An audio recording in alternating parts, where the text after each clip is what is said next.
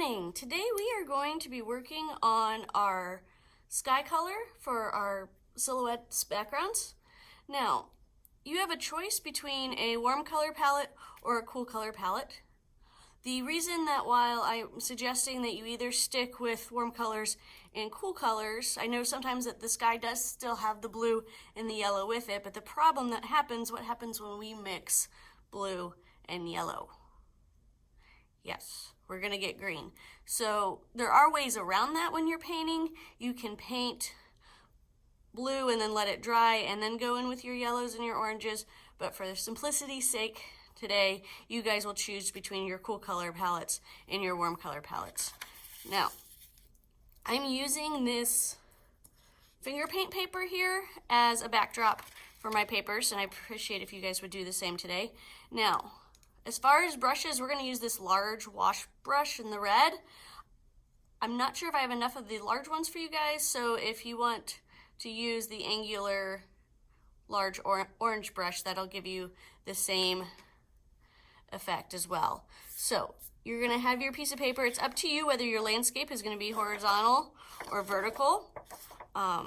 This one example we did was vertical, and I believe the birds that we were looking at the other day were also vertical.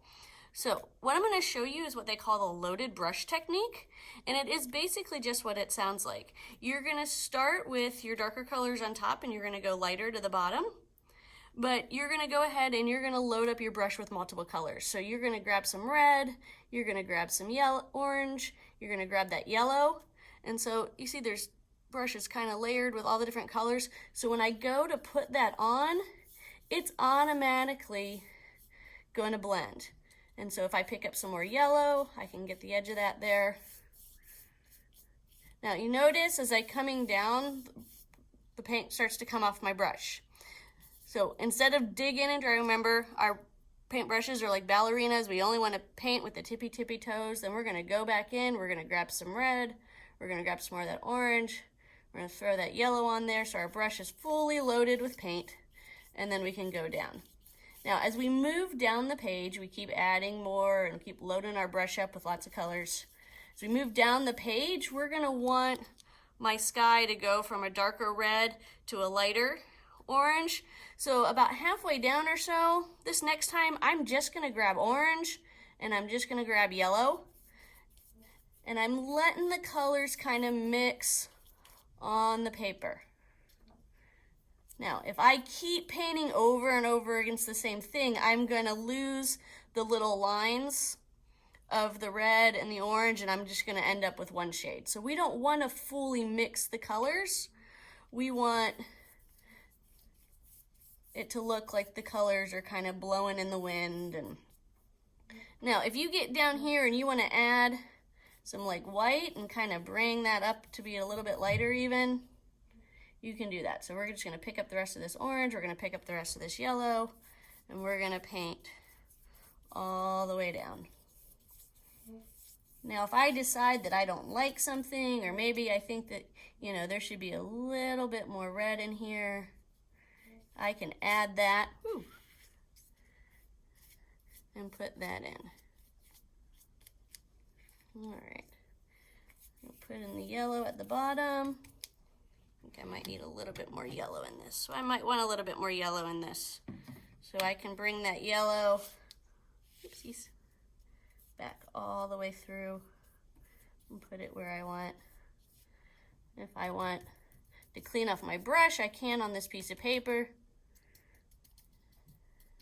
And I can add a little bit of cloud color that kind of may or may not want to be in there. So that is what you guys are going to do. You're going to have your whole paper covered. Remember, before you start, make sure, got a little bit of yellow up there that I don't want. Make sure your name is on the back of your paper. You're going to put this piece of paper on the drying rack, and because it's getting kind of soft and light, you're going to take a piece of construction paper and put it under this piece of paper before you put it on the drying rack. That'll make it a lot easier for you to go put it on the drying rack. And so when you're completely finished, you can take this piece of paper and you can fold it in half. You can fold it in half again. You can fold it in half again. You can even fold it in half again. And so now you have a nice, safe piece of paper that you can go and you can put it in the blue trash can. So that is what you all are doing today. I hope you have a great day, and I will see you next time. Thanks. Bye.